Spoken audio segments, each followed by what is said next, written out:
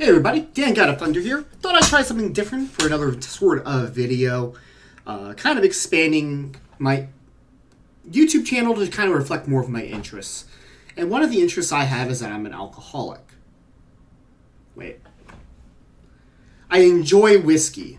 And one of the things I thought I would do is make a short-ish video, of 3 whiskeys that maybe you haven't tried, that are worth trying, that are pretty accessible and also fairly inexpensive. So they're not going to break the budget.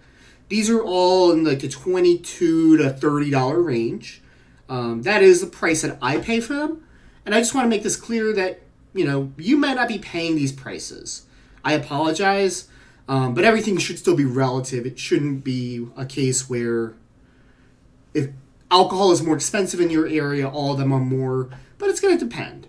So the first one I wanted to pull up is a single malt Scotch. This is the Glenmorangie 10-year. This is the original Glenmorangie. And single malt Scotch means that this is all malt. This is an all barley whiskey made in Scotland, all from the Glenmorangie distillery. You'll see some like a Johnny Walker. There is no such thing as a Johnny Walker distillery. They blend other distilleries' products. Plus, it's a good excuse to drink whiskey on camera and start monetizing that. Speaking of monetization, at the moment, since I'm only as I record, 208 subscribers. At 1,000 subscribers, I'm able to start monetizing the channel. And I would appreciate it if you're watching this and you want to see more alcohol-related content. Hit the subscribe button. Super duper appreciated.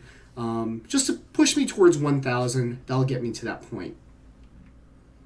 And so on the nose, this is actually very light, fruity, and approachable. This is not... you would think that for Scotch, the stereotype is that it's very heavy, it's very dark, it's smoky. This isn't any of those things. It's a very light Scotch.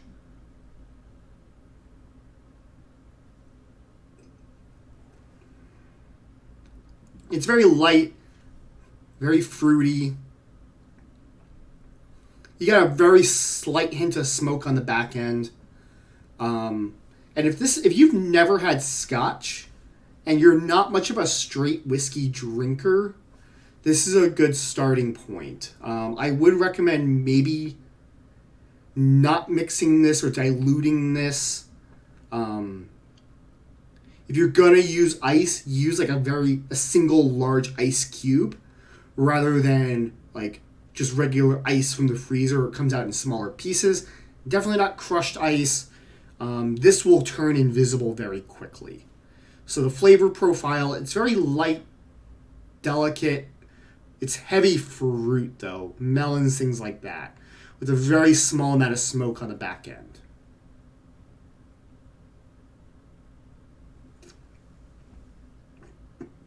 But this is really quite good. And when I first picked this up a little while ago, I was very surprised with how approachable it was. I thought it was going to be a little harsher. I thought this was going to be a little more complex. But the original Glenmorangie, if you don't have a background with Scotch, it's a very good spot to start for a single malt. If you're going to go with blended malts or blended Scotches, I would go with probably Monkey Shoulder, which is what everyone tells you to go with, because it's really good as well. Different flavor profile on the Monkey Shoulder. The Glenmorangie comes in at about, I've seen it between $28 and $33. It is the most expensive of the 3. But it is still a good one.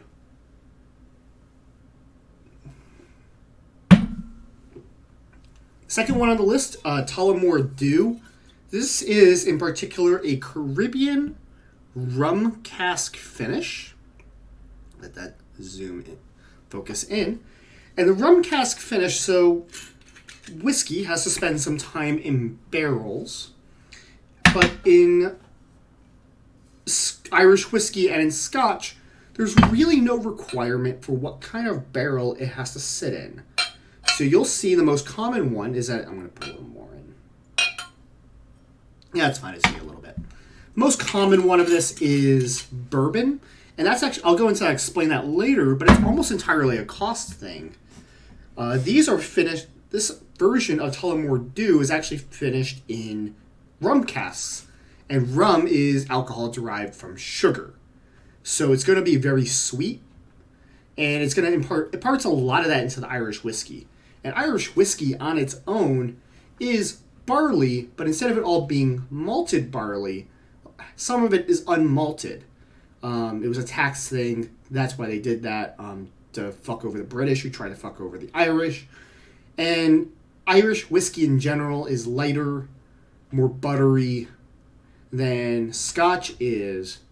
So when you add that and then age it further in basically sugar, you get a very approachable product. And this is a different, these are all, excuse me, clean glasses. This is a very different flavor profile on the nose.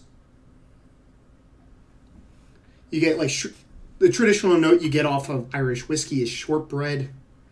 But this is more sugar cookie because of the rum.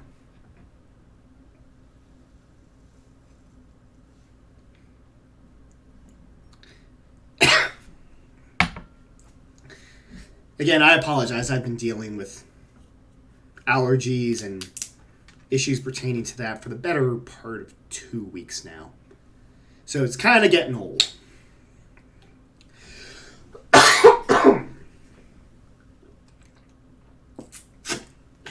And because I do this all in one take, I apologize. But this is not a typical Irish whiskey profile. This is a little bit more heavily sugared. This is a little bit more upfront sweet than normal. I know the joke amongst people that don't really do alcohol or don't do alcohol straight like this is that we're pretending to pull stuff out, but try it for yourself, especially on the back of anything else, and you'll definitely see what I mean.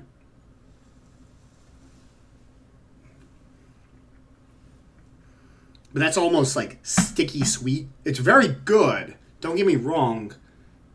The Tullamore Dew rum cask is excellent. It's not the most complex whiskey out there, but again, if you're new to it, definitely worth a look. The last one on the list. Oh, the Tullamore Dew, by the way, will run about $25 to $28. A little cheaper. And this one, Elijah Craig's Small Batch. This is a bourbon, so made in the USA. This is the cheapest of the three. Costco, where I am, had this for about $22. I see this as well at my local Total Wine for about $22, $23 as well. So you should be able to find this for under $25.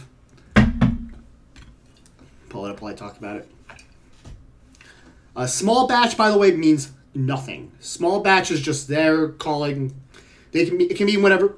Excuse me. They want it to mean, or it can mean nothing at all. Bourbon, however, means something. It means that it's at least half of the grain in it is corn, as compared to barley and the others.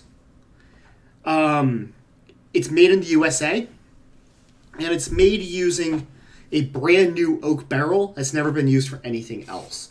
So the common thing is that bourbon makers will use their barrel, and then they'll sell their barrels off overseas so they can use them in Scotch, because there's no rule about that.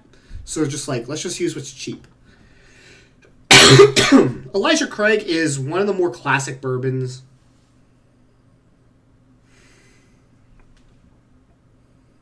On the nose, you actually get a little bit of like a menthol scent to it, like a cough drop, or if you smoke, things like that. Picking up a little bit of cherry on the nose as well. Those are kind of the stereotypical things you pick up from bourbon. Bourbon does tend to run sweeter than Irish whiskey or Scotch, things like that. It typically, because of the corn. As you know, corn syrup is a thing as well. So corn is a very sugary grain in general, and a lot of that does get imparted into the bourbon. This is also a darker color than either the Irish or the Scotch. That's just a byproduct of it being made in America. America is overall much warmer than Ireland and Scotland, with much greater variation in temperature. So it doesn't really mean anything good or bad, but you'll see like a 2-year-old whiskey in the USA being much darker than a 10-year-old Scotch in Scotland.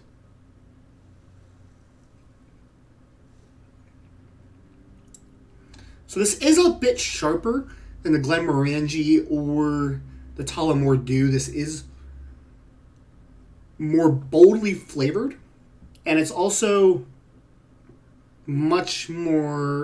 has much more of an alcoholic bite. But this, more than the other two, will hold up to ice better.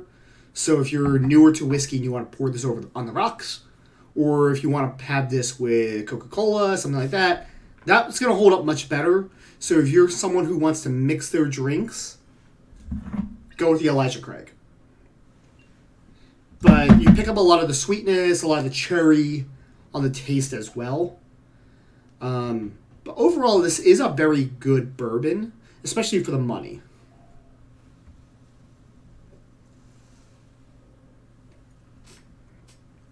So you have it.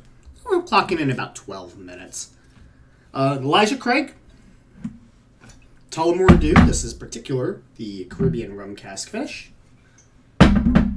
And the Glenmorangie 10-year.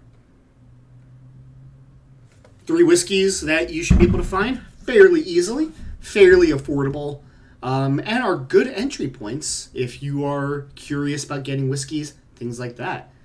Either way, let me know what you think in the comments below. Make sure you hit like, subscribe, and turn on notifications. Hey, I'm learning the YouTube bullshit.